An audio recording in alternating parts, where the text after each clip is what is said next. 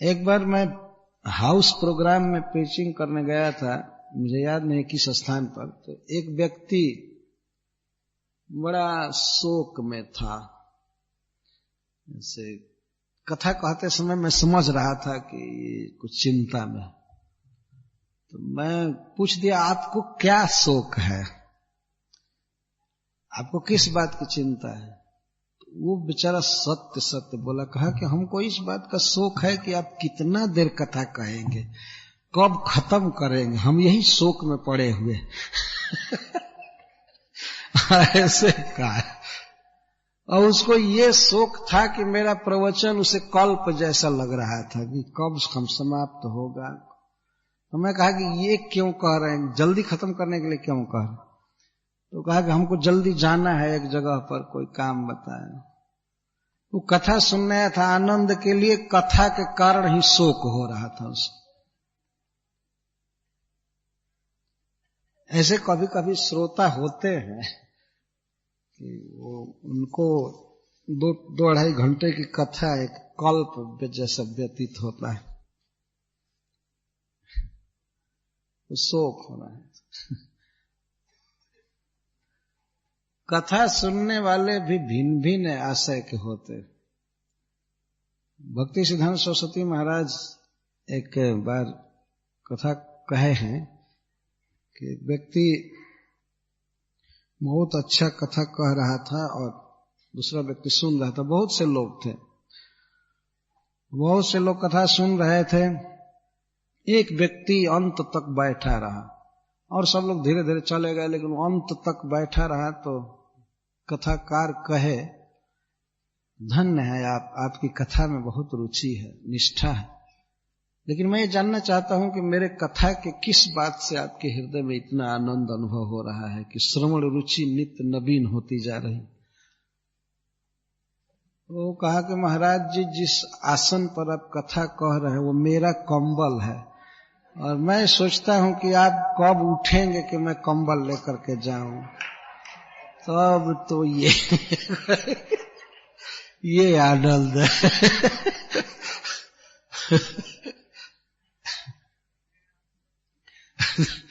तो वो कथा की निष्ठा ये थी कि वो कंबल के लिए बेचारे बैठे हुए थे और पंडित जी भ्रम में थे कि ये कथा रसिक हैं। कभी कभी ऐसे भ्रम होता है।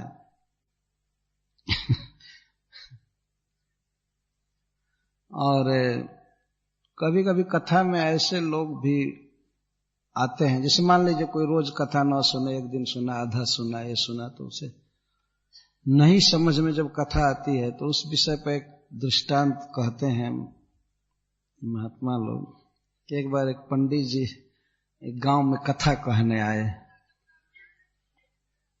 कथा कहने आए तो 2 महीने कथा चली, रामायण की कथा थी। खूब लोग जुटे, खूब आनंद लिए। पंडित जी की विदाई हुई, पंडित जी जाने लगे, जाने की तैयारी में थे, चल दिए थे कुछ दूर। तब तक गांव के लोगों में आपस में एक बात के लिए विवाद हो गया। उन्होंने कहा कि भाई कथा तो बहुत अच्छी हुई, बड़ा आनंद आया, लेकिन हमको ये पता नहीं चला कि राक्षस राम था कि रावण था। ये थोड़ा कंफ्यूजन रह गया है। तब तक उन लोगों ने कहा, अरे पंडित जी अभी निकट ही गए हैं, बुलाओ बुलाओ बुलाओ, शंका समाधान कर लो। पंडित जी को बुलाया गया। पंडित जी जब आए तो बैठाया गया। पंडित जी बड़ा आनंद दिया, आपने 2 महीना कथा सुनाया, बहुत धन्य हो गए हम लोग। लेकिन पंडित जी एक शंका रह गई, वो बात समझ में नहीं आई कि जो आप राक्षस 10 सिर वाला कह रहे थे वो राम था कि रावण था।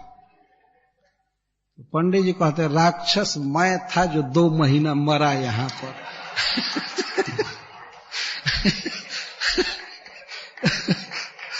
तो इस तरह से वो पंडित जी उन लोगों की सारी दक्षिणा फेंक करके और बड़ा अफसोस करते हुए चले गए कि बाप रे बाप, ऐसे श्रोता रहे।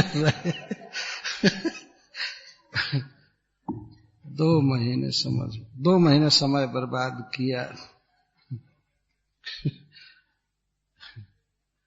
किसी बात को समझने का प्रयास करना चाहिए। जब मनुष्य सावधानी से सुनता है, ध्यान दे करके, तो समझ सकता है। तो गांव में कथा लोग सुनते थे, दिन भर काम करके आते थे, शाम को कथा में सोते थे, और क्या समझे। जीव की पहली जो विपत्ति है वो तो कर्म बंधन है, और कर्म बंधन से छूटने को मुक्ति कहते हैं या मोक्ष कहते हैं। तो किसी भी जीव को कर्म बंधन से मुक्त करने का अधिकार केवल भगवान विष्णु को है, दूसरे लोग नहीं कर सकते। श्रीमद् भागवतम में एक कथा है कि सूर्य वंश में एक बहुत तेजस्वी राजा हुए जिनका नाम था मुचकुंद। मुचकुंद स्वर्ग में गए देवताओं की सहायता करने के लिए, क्योंकि उनको असुर तंग कर रहे थे। तो मुचकुंद महाराज गए, सेना नायक बनकर देवताओं की रक्षा किए, दैत्यों को परास्त किए, स्वर्ग लौटाए देवताओं को। लेकिन बाद में जब कार्तिकेय मिल गए देवताओं को सेनापति के रूप में, तो देवताओं ने मुचकुंद महाराज से कहा कि अब आप हमारी रक्षा से विरत हो जाइए, आपने बहुत परिश्रम किया है महाराज, आप हमसे वर मांगिए। हम स्वर्ग के राजा हैं, अधिकारी हैं, आप जो कुछ भी मांगना चाहे मांगिए। तो महाराज मुचकुंद ने कहा कि यदि आप हमको दे सकते हैं तो हमें यहीं से भगवान के धाम में भेज दीजिए, मैं परिकर बनना चाहता हूं, भगवान का पार्षद बनना चाहता। तो लोग कहा, ओहो ये तो हमारे अधिकार से बाहर है, हम ये नहीं दे पाएंगे,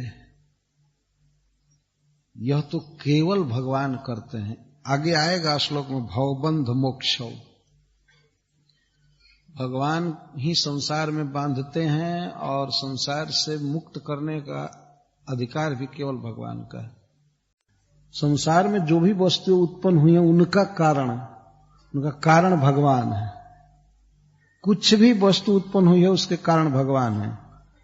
कोई कहे कि भूमि कारण है, तो भूमि का कारण कौन है? भूमि भगवान ने दिया है, पानी भगवान ने दिया है।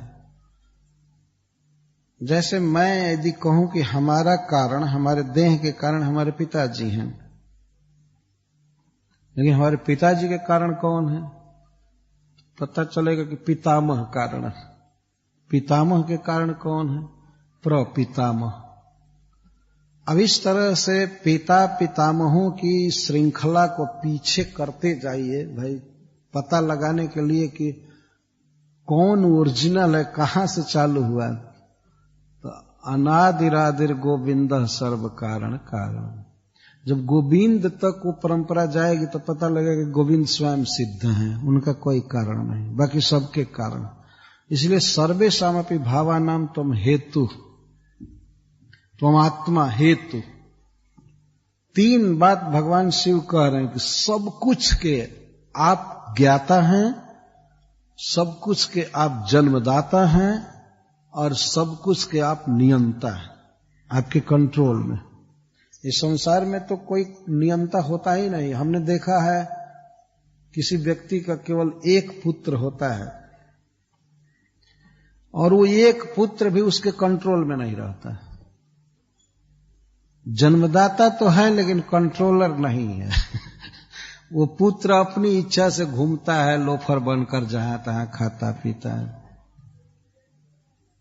और वो पिता समाचार सुनाते समय हम लोगों से कहता है क्या कहें, मैं परेशान हो गया, उसको कुछ दीजिए, माला सिखाइए, भजन करे। तो उसने सृष्टि किया, पिता ने सृष्टि किया, परिवार बसाया, लेकिन वो परिवार उसके कंट्रोल से बाहर हो गया। ऐसा जगत नहीं है कि भगवान सृष्टि किए हैं और अब भगवान के हाथ में दुनिया नहीं है, कंट्रोल से बाहर है उनके। ऐसा नहीं है, भगवान के ही कंट्रोल में संसार है, रहेगा। जो चाहते हैं वही कर सकते हैं।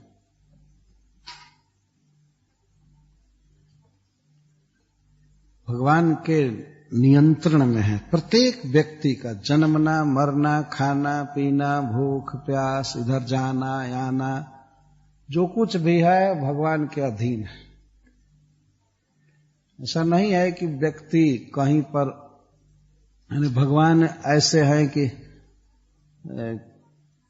उनको पता लगे कि यह ब्रह्मांड हमारे हाथ से निकल गया, चाहे यह व्यक्ति हमारे कंट्रोल से बाहर हो गया। ऐसा नहीं, सबको नियंत्रण में रख लेते। एक बहुत भयावह असुर हुआ था, वो किसी के कंट्रोल में नहीं था, ब्रह्मा शिव आदि के कंट्रोल में भी नहीं था। उसका नाम था हिरण्यकश्यप।